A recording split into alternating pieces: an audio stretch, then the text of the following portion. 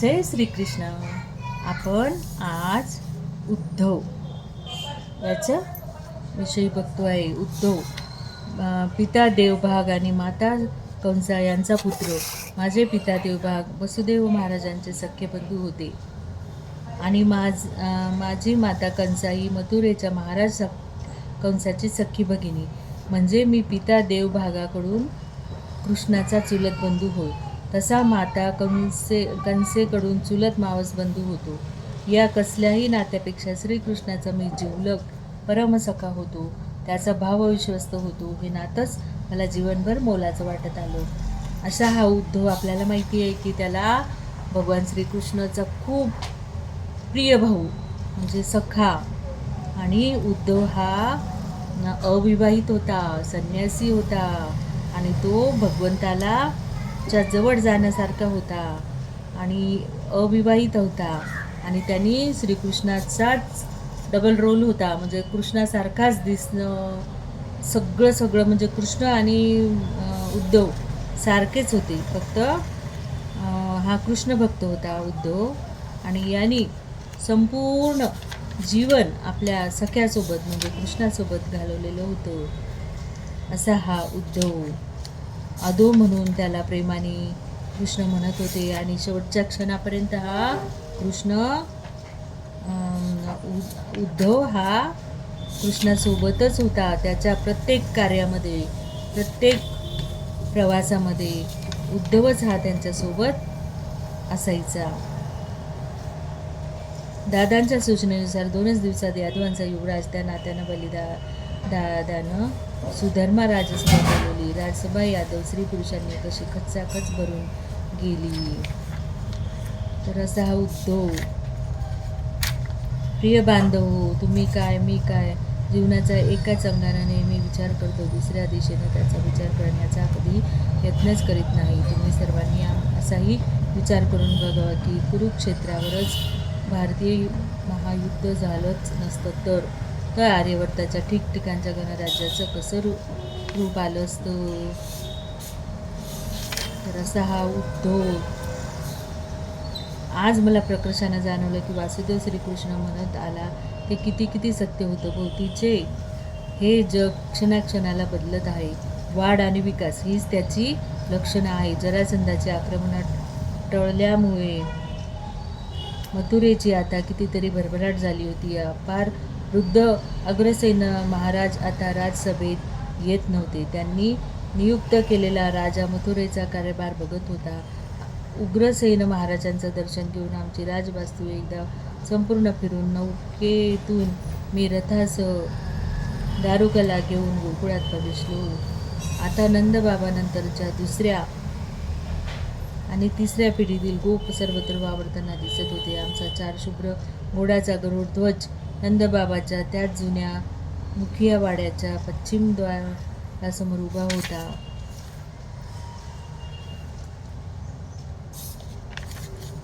असा हा उद्धव. प्रत्येक तिकडे हस्तिनापुरात युधिष्ठिराच्या राज्याभिषेकाची सर्व जयतयारी झाली होती. जशी राजसूय यज्ञाची व्यवस्था धौम्य या पांडव पुरोहितांनी डोळ्यात तेल घालून केली होती तशीच ही सुद्धा केली.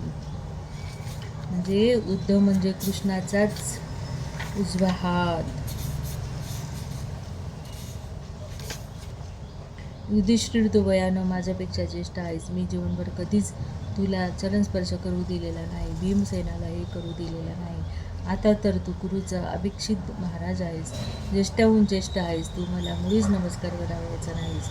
आत्याबाईंना कर, इतर ज्येष्ठांना कर. त्या दोघांचं बोलणं चालूच आहे तोवर महाराणी द्रौपदी देवीने आपल्या चरणावर आपलं मस्तक ठेवलंय. तसं हसून तिच्याकडे बघत दादा म्हणाला, या प्रिय सखीचा नमस्कार मात्र मी आनंदाने स्वीकारला आहे. देवी उदंड आयुष्यमान व्हा.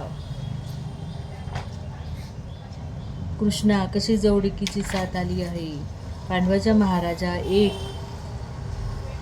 निक्षून सांगतो आहे ते नीट ध्यानी ठेव. पुत्र शोकानं व्याकुळ झालेला महाराज धृतराष्ट्र आणि गांधारी देवीचा कसल्याही कुंतीनं आणि साध्या शब्दानंही तसूभर सुद्धा अवमान होणार नाही याची काटेकोर दक्षता घे. विशेषतः भीमसेनाला चुकूनही त्याच्यासमोर जाऊ देऊ नकोस. हे युद्धानंतर त्यांनी सूचना दिलेल्या आहेत कृष्णाने पांडवांना. कुंतीदेवी म्हणाला, कृष्णाला सांगा, तुला शक्य होतं तेवढं तू केलंस. मी ज्येष्ठांची सेवा करण्यासाठी वनात जाते आहे. मला हस्तिनापूरची राजवास्तू काय आणि वन काय दोन्ही सारखीच आहेत. आम्ही हिमालयाच्या पायथ्याच्या वनाकडे चाललो. पूर्वी काम्यक वनात भेटीस आला होतास तसा कधीतरी तिकडे येऊन जा.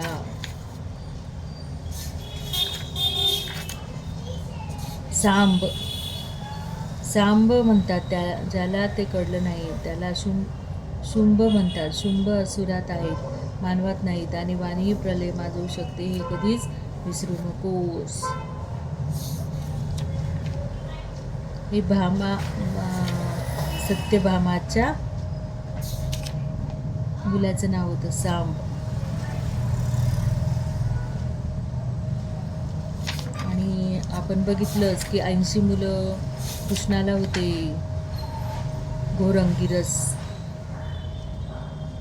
अंगिरस पण हा त्यांच्याच यादव कुळातील एक थोर ऋषी होऊन गेलेला होता. त्यांनी अंगिरसाच्या हाताखाली तपश्चर्या केली होती आणि तो अंगिरसानीच त्याला घोर अंगिरस अशी पदवी दिली होती असा हा. आणि दुर्वास, धौम्य, सांदीपनी असे बऱ्याच ऋषींचा आशीर्वाद. दुर्वास ऋषी माझ्यासमोर दादांच्या कक्षातून बाहेर पडले.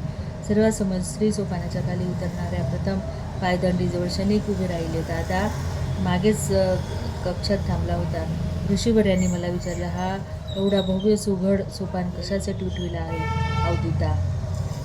त्याला प्रेमाने उद्धवाला अवधूतसुद्धा म्हणजे कृष्णानेच त्याला अवधूत ही उपाधी दिलेली होती.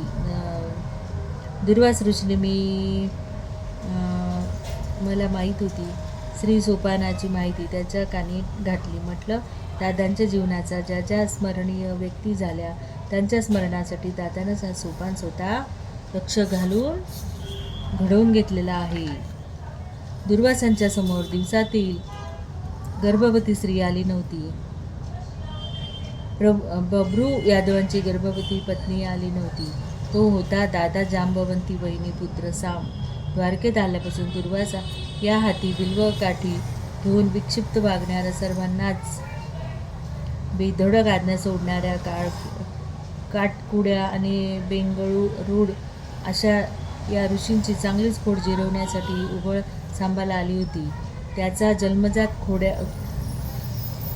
खोड्याड अवघडपणा त्याला असा नडला. त्यांनी काय केलं की स्त्रीचं रूप घेऊन आला आणि प्रेग्नन्सीचं रूप घेऊन आला आणि सांगितलं की काय होणार बा, मुलगा का मुलगी. आणि जे ते दुर्वासांनी पाहिलं आणि दुर्वासांनी त्याला शाप दिला की ते जे मुसळ तो पोटावर धरून आला होता, हे मुसळ त्यांनी असा शाप दिला की हे मुसळच तुमचं नाश करेल व तुमच्या कुळाचा नाश करेल. दादानं मला मुनिवर दुर्वास सुखरूप परतले काय? किंकराच्या ओल्या मुसलाचे आपल्या बंधूसह पाषाणाने कुटून चूर्णासारखे बारीक कण केले होते.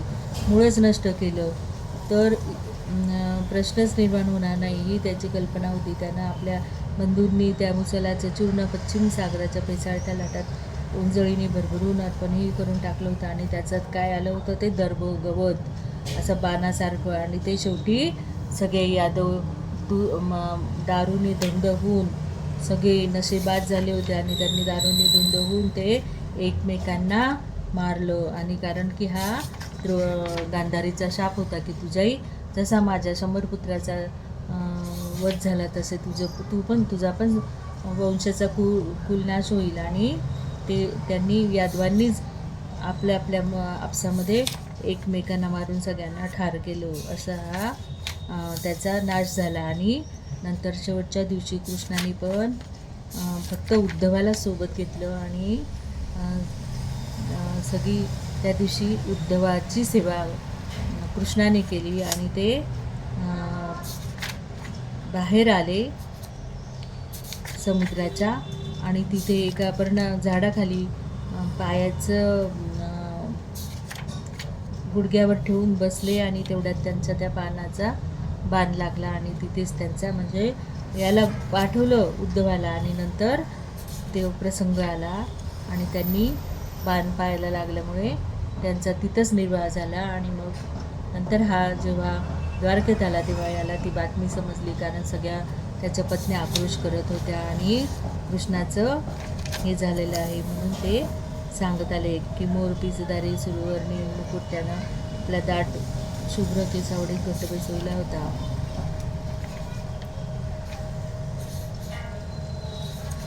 असं अर्जुनासारखी त्याच्यापेक्षा तू भाग्यवान आहेस. कुरुक्षेत्रावर त्याच्या नंदी घोषाला एक रणनीती म्हणून मी तुला माझ्या रथाचे केवळ माझे प्रिय अश्व जोडले होते. तुझ्या सेवेसाठी आज सुवर्णी गरुडचिन्हांकित कदंब पुष्पमालांनी सजविलेला सालंकृत रथच साक्षात आहे.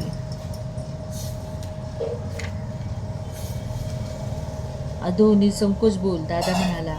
तसं नसतं तर जसा तू अर्जुनाला युद्धापूर्वी कुरुक्षेत्रानं जीवनोपदेश केलास, ज्याला सगळंच आता गीता म्हणतात, अशी गीता आपण आता पुढच्या